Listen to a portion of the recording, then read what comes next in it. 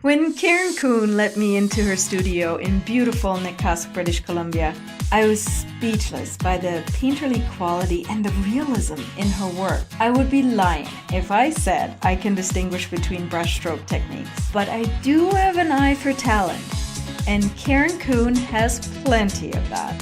The intense process involved in creating a portrait was very surprising to me, and I gained a whole new appreciation for portrait art. When I needed a special gift for my LEAP graduates, I asked Karen if she would help me capture the journey we took together in the program. She painted me a beautiful lotus flower. Here's Karen Coon. I know visibility for you was a little bit tough to start out with, but you made such a big leap last year with regards to that art gallery that you were showing in, and yeah, that was this spring actually. Was this spring? Yeah, in June. Yeah, that's the first solo show I had. Yeah, and it was very exciting. I mean, Newcastle is small, so it's not like a big city gallery or something. But she sells a lot of stuff, and she has a lot of repeat clients that come from Calgary or wherever. It's a tourist place we live in. I remember. So yes. Was it really good for you, like as a first experience for having your own show? Yes, it was, and there's lots of compliments, and it's always good to hear the positive feedback. And being new to the community, everyone was, well, I guess surprised is the word. I don't know. People are just astounded, not realizing that that I'm an artist. Like you just have to get yourself known. That's so true. I mean, especially as an artist, I think it's probably really hard to get that visibility because the market is so saturated, right? Like, yeah. Actually, I shouldn't say especially as an artist. I think the market is saturated no matter what field you're in. You're always going to come across that block where you feel like, oh gosh, how am I going to be able to stand out? So yeah, I love that you did that art gallery, your own show. Yeah, that was super. Yeah, I had 18 paintings in the exhibit, and Did you have most of them already painted, or did you have to paint? Oh yes, no, all of them except she had asked me to do 3 or 4 small ones that incorporated a bit more of a landscape within it, and not just the figure or the portrait. So I did 4, but like you say, it's kind of out of my normal repertoire of the kind of art that I do. So I kind of struggled with it, but I was willing to do it. And 3 of them I liked and 1 I didn't. When you're kind of working under some pressure and specific things like that, it's not always easy. Yeah. No doubt. How long does it take you to paint? Well, these ones that she asked me to do smaller, they're all 11 by 14. So, I don't know, probably a couple of weeks on each one. And I just usually work 2 or 3 hours a day, maybe 4 or 5 days a week. Because once I've got a painting going, I think about it all the time. You wake up in the morning, okay, what am I going to do on that painting today? And so, and even after it looks completely finished, then I'm always going back and tweaking it. Like I look at it and I study it and I see one little square millimeter that needs to be changed.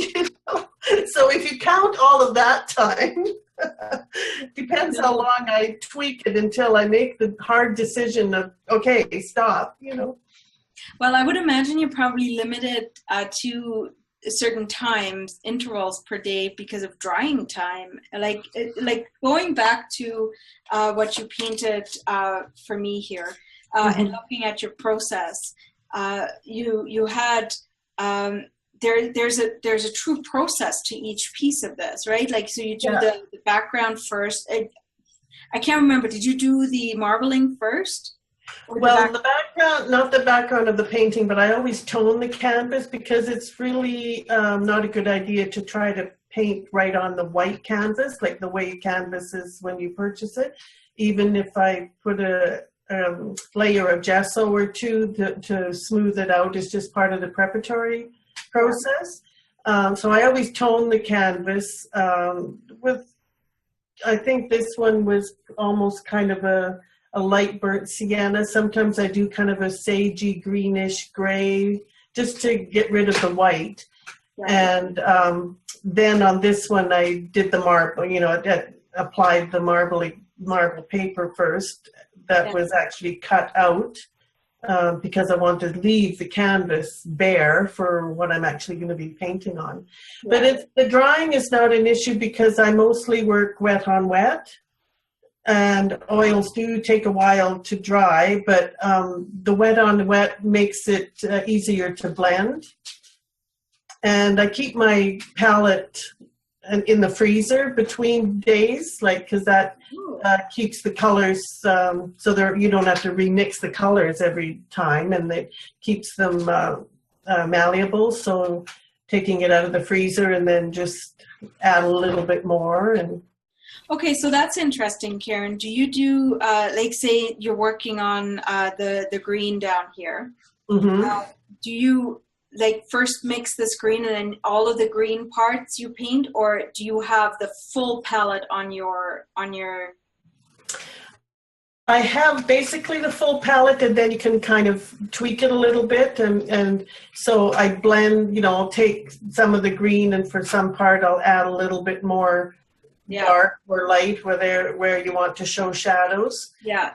And even on the lotus flower, I just kind of tweak that, and some parts of it I changed a little bit, like that the petal on the far left when you're looking at it on your right hand. In the photo I was working from, it was more green, and I didn't like that it was green. Yeah. And so I thought it balanced it better to put it at the same pink tones as the other leaves. So you can do some artistic license changes like that. I love it. I just think it's so special. And just to give the viewers a bit of a background, I basically just said to you, here's my lotus phrase, and I would like a lotus flower showing with the stem, and you just came up with this design and really did such a marvelous job in recreating the journey of the lotus, from rising from the darkness, from the muddy water into this radiance. And I loved how you used the marbling in the background, because it really portrays that radiance piece that is such an important and vital piece of the lotus flower. So I can't stop looking at it. I have it sitting right here on my desk every day, and I look at it and I think of you for doing that. What got you into, I know portraits is more your thing, so just painting in general. How long ago did you start, Karen? Well, I, dabbled when I was in high school kind of thing. Life got in the way, and I really didn't do anything until in my early 30s, and that was only because I was living in Quebec at the time, and a friend of my now ex-husband's gave me some oil paints. And so I did a couple of paintings, and then when I moved back to Victoria, being a single mom, it got difficult. I did maybe one painting a year, and not really that good. It was just something I kept going back to.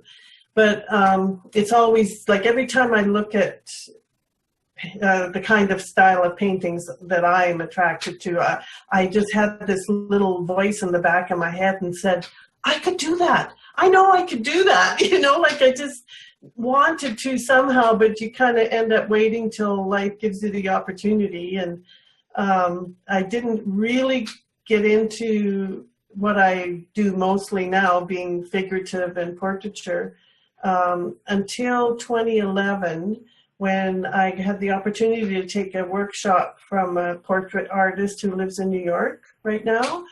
And her mom is actually a good friend of ours, so she was visiting her mom, and while she was there in Winfield, she put on a workshop. And so twice a year she was coming, either at Christmas and or summer. So I I've taken a total of about 6 workshops from her, and that was really, it was just a game changer, because her technique was everything I wanted to know how to do, you know, and you need direction. You can't just flounder around yourself, or, you know, you could look in books and stuff. I suppose nowadays there's YouTube that you can learn how to do anything, and I do sometimes look at some portrait artist videos. So I kind of learn from them, but there's nothing like an actual workshop where you have a live model and you have a very experienced leader of the workshop teaching you. You know, you need to be taught the techniques. The techniques don't come intuitively. No. Yeah, so that's what I just focused, and I've done a couple of landscapes, I've done some florals, but nothing interests me or inspires me more than portraiture and figurative. That's always what I've gravitated towards. And you do such an amazing job with your portraits. On your website, do you have some of your portraits displayed on there? Your portraits? Yes, yeah, a lot of them are on there, and I also, you know, the few florals I have are in there too. I actually have some florals in the local art walk that's on right now for July, August, and September. Because with the contract I had with the art gallery that just finished my exhibit, I can't show similar stuff within a certain radius for art. Okay. For a certain length of time. So the only thing I could show in the art walk was the florals, which are okay. You know, they're okay. I might do some more someday, but. Yeah. What about portraits is that like really draws you in like that? Well, because portraits is like a pretty tough one. I just find people very interesting, and I've done some of old people, you know. I think a couple of those are on my website, with just the wrinkles and the character that's in that. And I guess the artists that I really admire are more the turn of the last century artists, like John W. Waterhouse is one of my all-time favorites. I have an incredible art book of just his art, and if I just want to lift my spirits or get inspired, I just have to pull that book out and start flipping through. Yeah. It's amazing. And another one that I really enjoy is, well, of course, John Singer Sargent, who is also from the turn of the last century. I think he died in 1925, and Waterhouse died in 1917. So it's kind of, you know, like the 1880 to 1920 kind of time era that is the style of art that I just love. And also another one that I've always enjoyed, and this is probably maybe a generational thing, because in the 70s it was a really common thing to have posters by this Czech artist, Alphonse Mucha. Okay. And I think if you ever look up his work, you'll recognize it, because he became famous for poster art, and Sarah Bernhardt, and he's just an artist I've always just loved, the kind of romantic view he has of women, and it's just so pleasing to the eye, I find.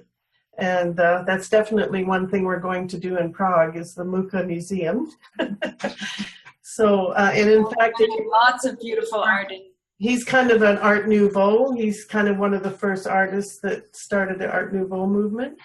And a lot of his have a circle in the background, or like framing the portrait. And that's what inspired me to put the circle with the marble paper in the paintings I've been working on this past winter. Yeah. And yours too.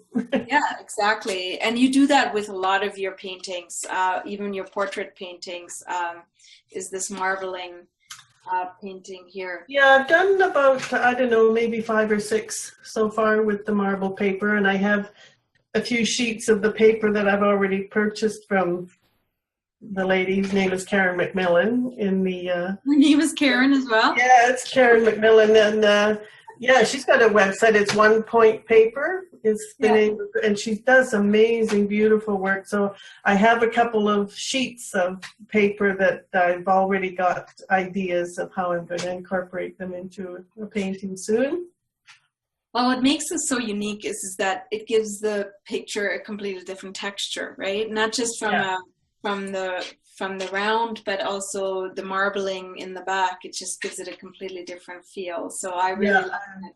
And would you call it a signature? The style, you mean? Yeah. The style with the marble paper, do you mean? Well, I don't know. I suppose it maybe could become a body of work. Because it's not going to be the only thing I do. I mean, I'm going to do some without the marbling paper, but it's You something. have some amazing It gives me a focus in a way, too. Yeah. Yeah. I love Because it. I love the colors in the different sheets of paper that I have, or if you look on my website, I do have a couple of the ones. And even just what colors are in the marble paper will inspire what mood or, what image I'm thinking would go good with it. So. Yeah, I can see that. And even in this one here that you did for me, I'm just following the marbling, the fuchsia and the pink tones and the marbling that is in that paper already. So it's very well. We were first discussing this commission, and you said that the pink and the yellow were your logo colors, and then I thought, I've got some marble paper with those colors in it. It just fit it perfectly. Yeah, it is. It all just comes together, the inspiration will come a little bit from here, a little bit from there. It sure does. So can we go back for a minute so when you said earlier, you really enjoyed painting just about most of your life, but you put it aside. Was that mainly because of some of the belief systems that maybe as an artist, you wouldn't be able to pay the bills, and so you found like a real career and did that instead, because you became an accountant, correct? Yes, so that's totally the other end of the spectrum in my mind. 100%. Yeah. And yes, that's probably it. I can honestly say I didn't have any encouragement from family or whatever, and you just kind of fall into a path, and I think without encouragement, I could say I had no confidence anyway, and it didn't even occur to me that I could go to university for art, or with it. Unfortunately, if you could live your life over again, I would do something different. But I think it's a hard thing to say.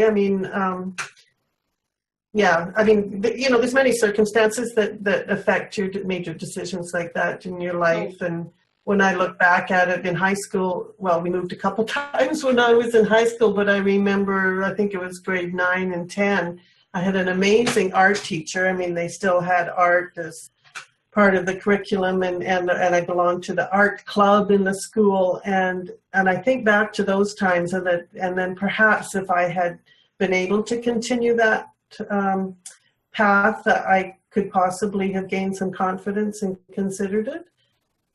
But it's a difficult thing, because confidence is a very large part of, I guess, anything that's creative, whether it's art or any other kind of entrepreneurial endeavor. Yeah, for sure.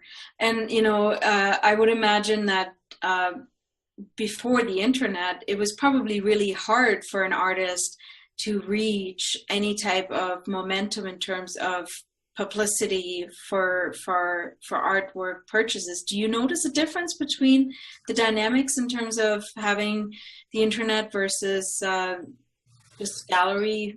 Well, that's maybe a difficult thing, because I never was part of the art world, before the internet. That I think in some ways the internet helps, but lots of times, like you're saying, it is oversaturated, and I don't know, my son says, oh, you should put your art on Etsy, or you should do this or that. And I'm going, oh my God, when you look at that, there's so much, like it just gets buried, you know? Yeah. So I'm actually doing a mentorship program right now with this artist from New York.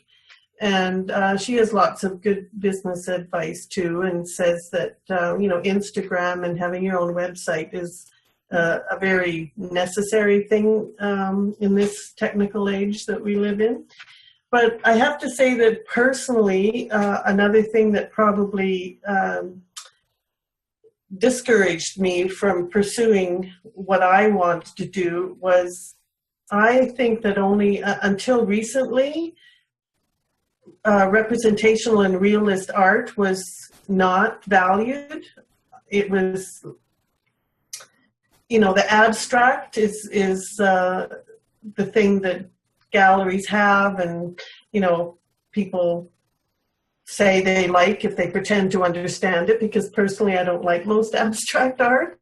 Yeah. And I think it's a real shame that these techniques and the old master's style and technique were disregarded as not real art for probably almost the last 100 years. And I started following certain things like the Academy of Realist Art and the Florence Academy of Art and Art Renewal Center. Those are the three main ones that I follow that are establishing ateliers of realism art, like trying to reintroduce these techniques so artists can learn from the old masters that have studied and developed through hundreds of years, and all of a sudden it was just dismissed as the lowest form of art, which really is frustrating, because that's the only kind of art that I've been attracted to and admired for most of my life, anytime that I looked at art, you know. Yeah.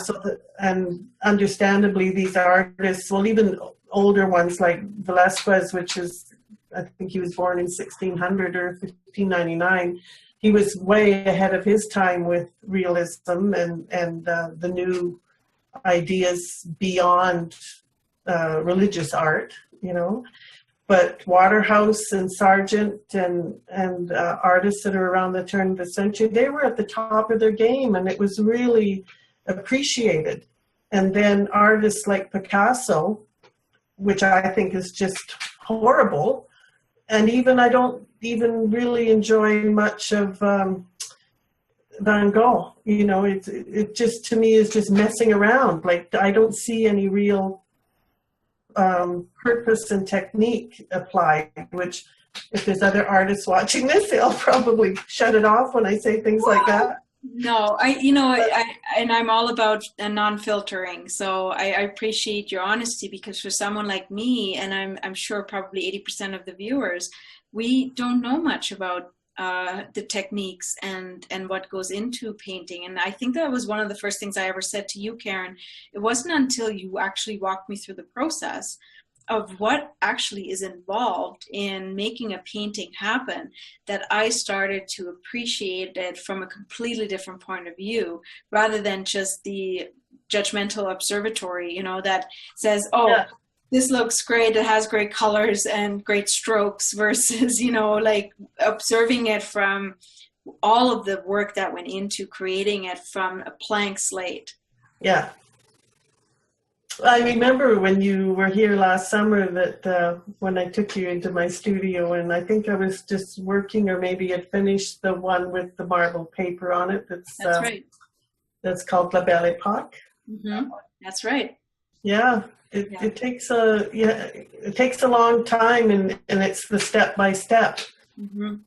And this is the thing that I learned in the workshops that I have been taking. Christy Gordon is the name of the artist that I've been taking these workshops from. I've taken workshops from others too. There's another great artist that actually teaches part of the year at the Florence Academy of Art, but he's from Calgary, so he teaches there too. So I managed to take a course from him, Martina Carrera.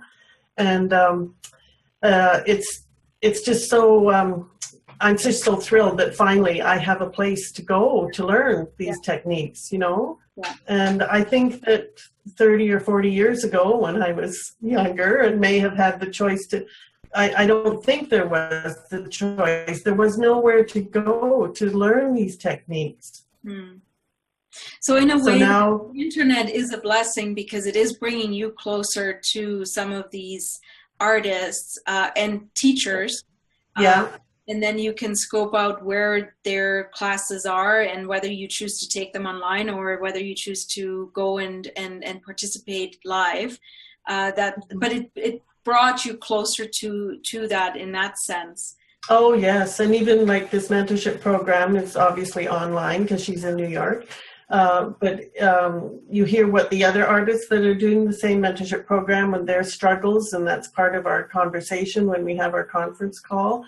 And Christy also does critique, so you can submit a photo of something you're working on, and her advice and her eyesight is incredible, and that's always a help because sometimes in your own work, I either get too close, you know, like I'm really up to the details, or you just need another person's point of view and someone that you respect and admire.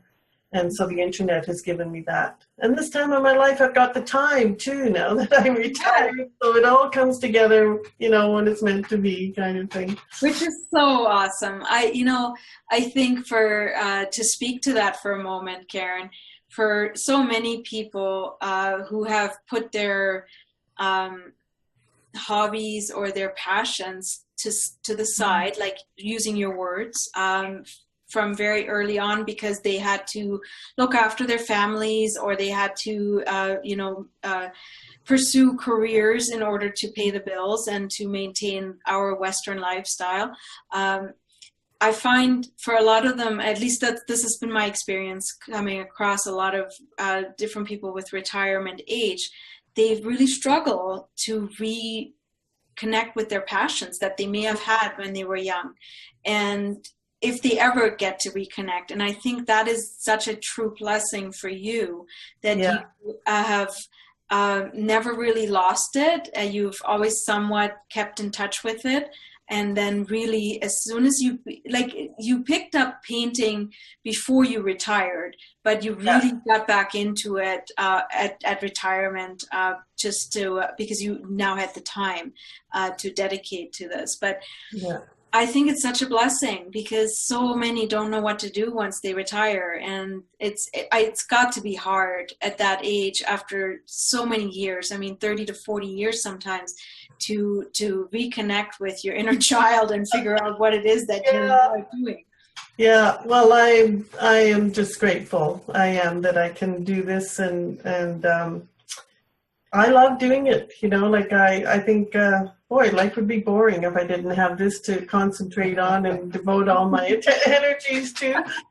And when I do, I'm just totally immersed in it. I'm just oblivious to time. Like I can be downstairs for, 4 hours and go, oh. Hello, Kevin. Hi, dear. I'm just eavesdropping a little bit. Of course you are. I was wondering when you were going to pop in.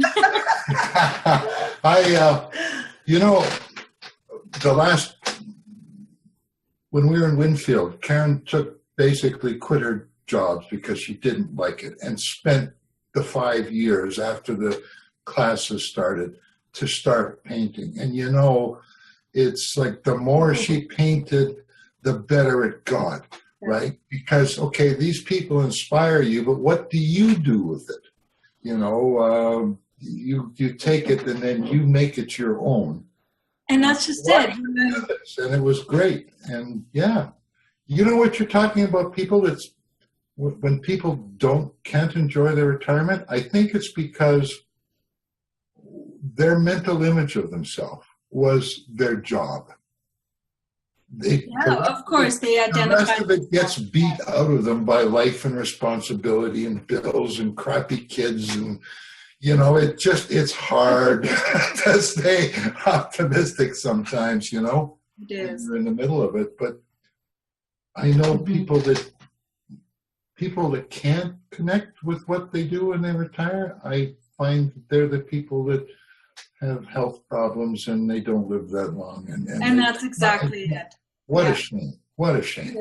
It is, which is why I think this is so valuable for you to share with us, to just never quit your passions. And that's what I do with the women I work with is to, you know, whether you do this full time or whether you do this part time, just never stop listening to your heart and what you are drawn to and what your heart is aching for, because those are the things that you're meant to do in this world. And you have truly found that here, Karen. And I think that it shows in your commitment to, and let's just talk about that for a minute.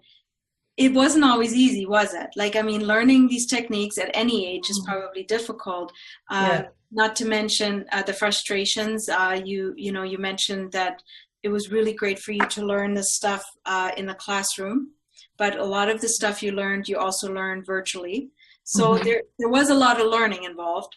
And but it takes practice too. I mean, you have to start with the learning of what to do, but even how you apply it in your own work is your own creativity coming into it, and intuition, and it's all part of it.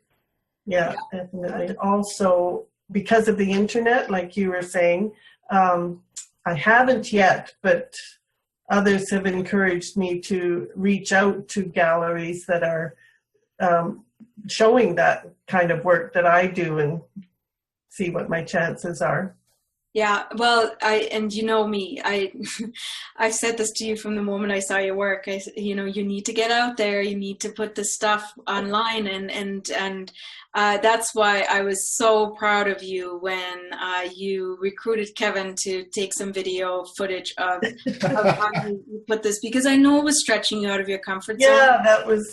But I figured, for you to get used to it, the idea of just really showing the world, and I'm certainly no expert in your field, but and I'm actually surprised that you said that there are other parts where that portrait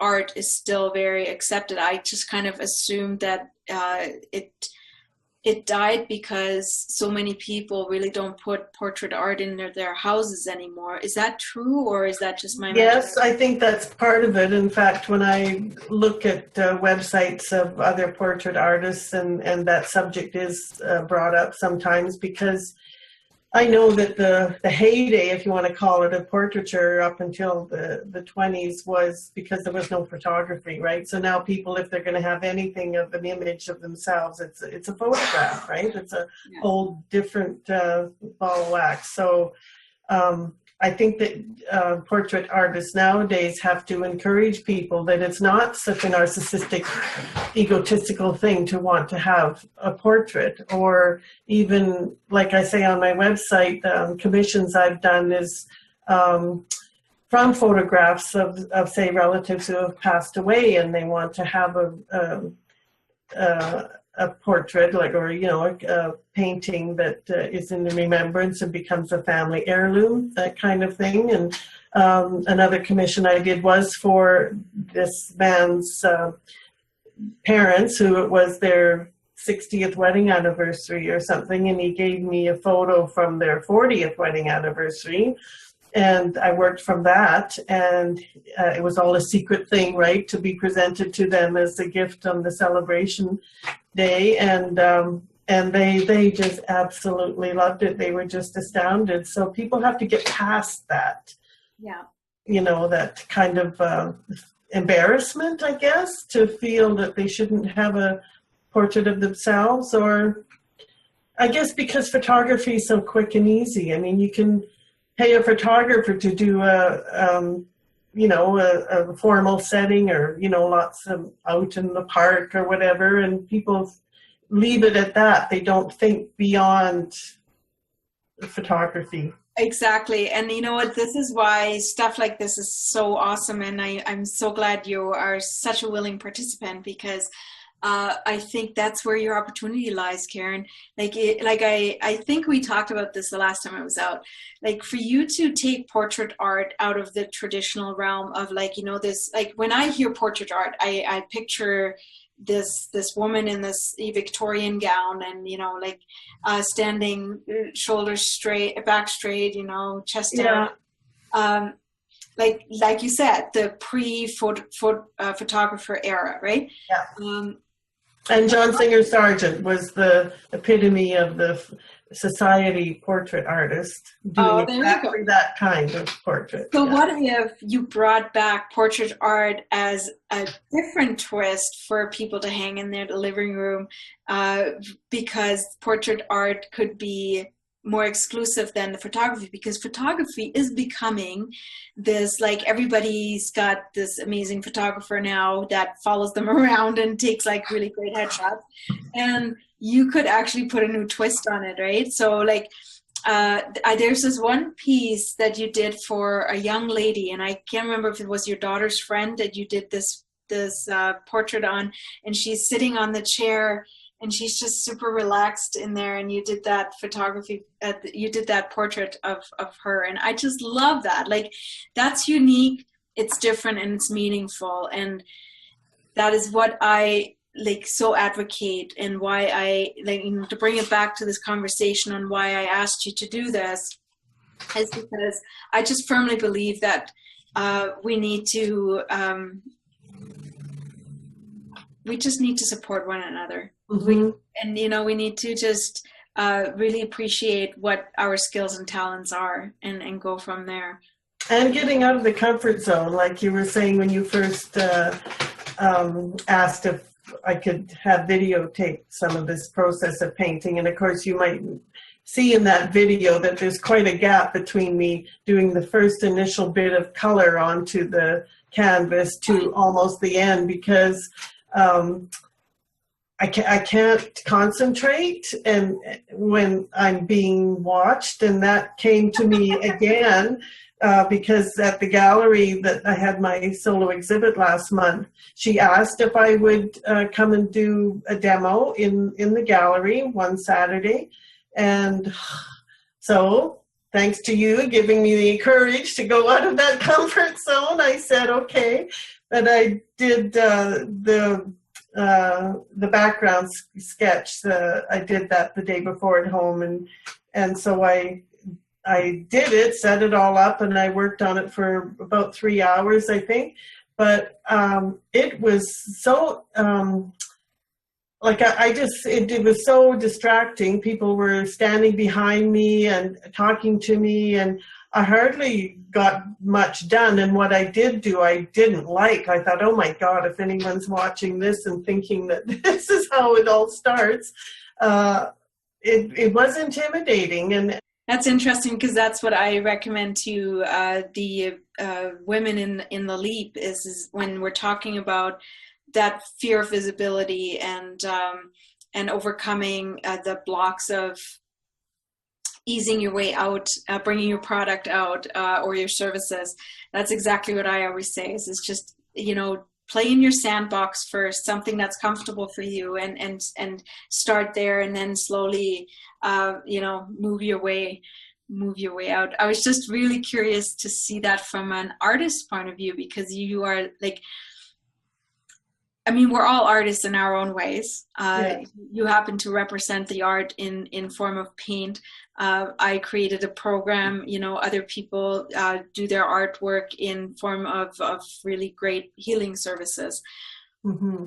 But for all of us, we're coming across this dilemma of, oh my God, like, what if they don't like this? And then how am I going to deal with people not liking what I so vulnerably exposed myself out there? And you know what? It's even for an artist, or I'm finding, of course I want to sell art, but it's always this little bit of sadness, because I put a lot of myself into everything I paint, you know, and to have it gone, it's giving up a little bit of yourself. Oh, I totally hear what you're saying. Karen, if you could give all of us women some advice, in terms of anything, really? I'm just curious to hear what would you tell us?